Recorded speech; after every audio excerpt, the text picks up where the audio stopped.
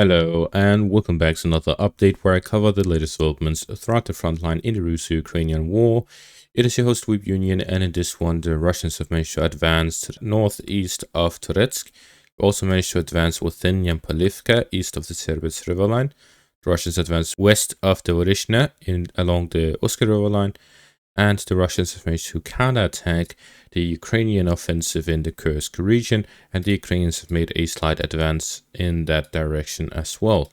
Starting out in the direction of Toretsk, the Russians have managed to gain control of the remaining parts of the Druzhba. With this, the Russians have 100% full control over every single part of Toretsk and the surrounding towns. The only thing that remains is the forest patch and the fortified position alongside it, and then the towns along the river line here, the Novye Toretsk River here to the west of the city, as well as the towns along the railway to the north of Toretsk. The Russians are slowly moving alongside both the railways and the river line to the west and to the north of the city as Russians advance towards the fortified positions alongside the reservoir south of Kostiantynivka to gain control over the supply lines into the grouping of Ukrainian forces along the fortified position to the southwest of Toretsk, as well as the fighting continuing alongside the highway between Kostiantynivka and Pokrovsk to cut off the supply line from the western direction. With the capture of the remaining parts of Druzhba, the Russians will likely move alongside the canal from the southern direction. The objective would be to connect the forces within Toretsk with the forces within Chasiv Yar and gain control of the entire canal area. Also to connect alongside the railway towards Oleksandro-Shultine, and from the Chasiv Yar direction along the highways towards Oleksandro-Shultine from the northern direction and connect the two sides. This will bypass the entire fortified area and the two settlements alongside the canal area, and the fighting would be focused around the towns of Stepushki, Perechine, Oleksandro-Shultine, Dulivka, and Dashne, which will be 5 settlements alongside the eastern flank of Kostiantynivka, and allow the Russians to gain full control over the high ground to the east of Kostiantynivka following the capture of Chasiv Yar and Toretsk. The Russian efforts here in this section of the front line is currently focused on taking advantage of the capture of Toretsk and to finish the capture of Chasiv Yar to begin the siege of Kostiantynivka from the southern and eastern directions and to encircle the Ukrainian forces to the west of Toretsk. In the direction of the Siverskyi river line, the Russians advanced within Yampolivka, where the fighting is taking place from the northern direction through Yampolivka and from the southern direction through the forest patches, where the objective of the Russians is to connect the two sides, gain control over Yampolivka, and secure the northern flank of Kursk, which is located to the south of Yampolivka, as well as to gain control over the Siverskyi river line area, where fighting is taking place both alongside the Siverskyi river line towards Yampolivka, but also on the western bank of the river line towards Kolodyasy and along the fortified positions.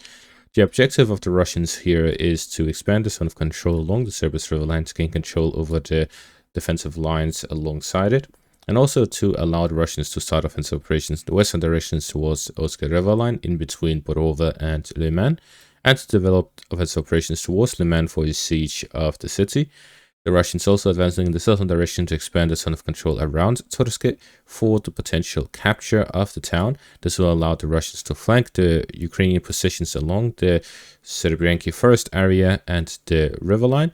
This will allow the Russians not just to develop offensive operations towards Liman, but also the northern flank of Siversk, significantly weakening their defensive capabilities in that direction. It will also allow the Russians to align the front line towards the forest patch area along the Serebrenki forest area south of Liman for infiltration operations and DRG operations to cut off the road connection between Siversk and Liman, and allow the Russians to reach the Oskar river line from the western direction and the southern flank of Borova, creating another pocket similar to the one along the Kupiansk direction. And along the Oskar river line, we see that the Russians have advanced west of the Vorishna, gained control over the forest patches and the high ground in the area. This allows the Russians to develop offensive operations further westwards of the Vorishna and along the main highway, following the advances to the northeast of the Vorishna. The Russians are also now developing offensive operations in the northwest, and this is to expand their bridgehead across the Oskar river line and to develop the operations towards Prikolotne and the intersections of the supply routes here in the northeastern parts of the Kharkiv region. The Russians continued their offensive operations in the eastern section of the front line. However, since the start of February, the developments have been very slow.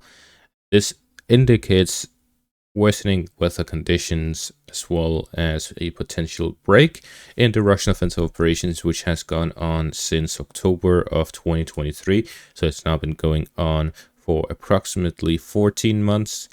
And we also see that the fighting in the Kursk region is heating up, with the Russian forces launching a counterattack to recapture Cherkasskaya Konopelka. They have managed to regain control over the southern and western parts of the town, with the Ukrainians having control over the eastern parts of it.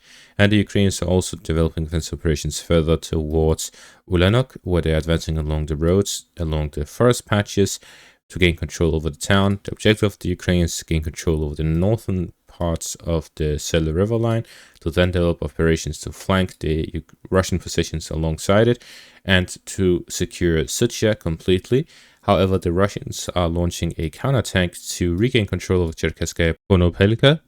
This will allow the Russians to cut off the main road that supplies the Ukrainian forces pushing towards Ulanok, and it will stop the Ukrainian offensive here in the southern flank of Sucha, and will allow the Russians to re-enter Makhnovka and restart the siege of Sucha from the southern directions. We may also see a restart of offensive operations by the Russians on the western flank to gain control over the Luknia river line, Lebedivka and Svetlikovo, gain control over the northwestern flank of Sucha, and significantly limiting the Ukrainian offensive operations in the Kursk region. Over the next half a year or so, until the end of summer, the Russians are going to be continuing their offensive operations to recapture the Kursk region and Sucha.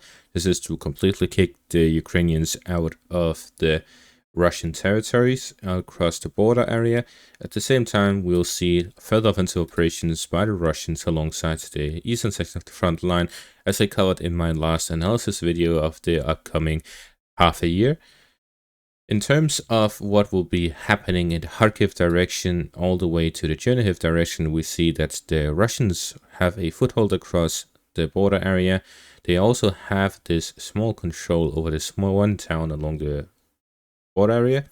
It is likely that the Russians will look to expand their bridgeheads across the border area, where the objective would be to dig out multiple areas across the front line where they'll have some sort of presence. The objective would be to spread out the Ukrainian forces as much as possible, to not just prevent the Ukrainians from launching operations into Russian territory, but also to spread out the Ukrainian forces as much as possible so that their defense become weaker. The Russians are now outnumbering the Ukrainians in multiple sectors of the front line. If they're able to spread out the Ukrainian forces even more, then they'll get a bigger advantage.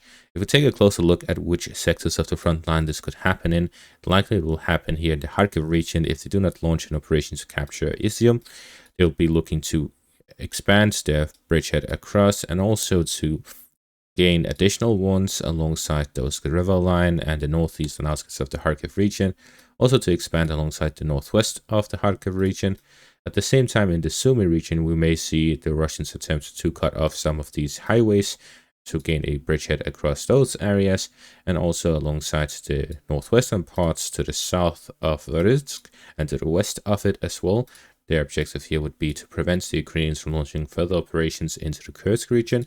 At the same time, in the Chernihiv-Bryansk direction, the Russians would look to gain control over the forest patch, for example, some footholds are there to allow DRG units to move into Ukrainian territory, and again to prevent their Ukrainian forces from launching operations into the Bryansk region as well. It will practically be additional Kharkiv offensives where the objective is simply to divert the Ukrainian forces' attention away from the Russian side of the border area, and there will just be a numerous amount of these. It will be quantity over quality, and that is simply to secure the Russian side of the border, prevents the Ukrainians from launching additional operations.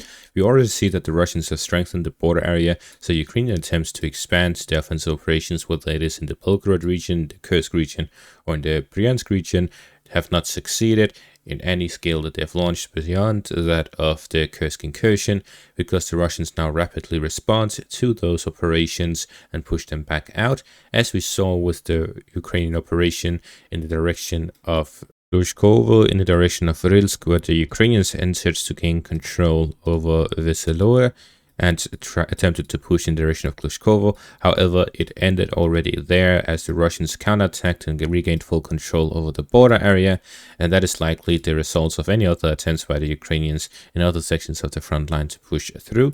But the Russians want to step up a step beyond that, and that is to enter Ukrainian territory to create a buffer zone to prevent the Ukrainians from entering into Russian territory, similar to what the Ukrainians have done with their Kursk incursion.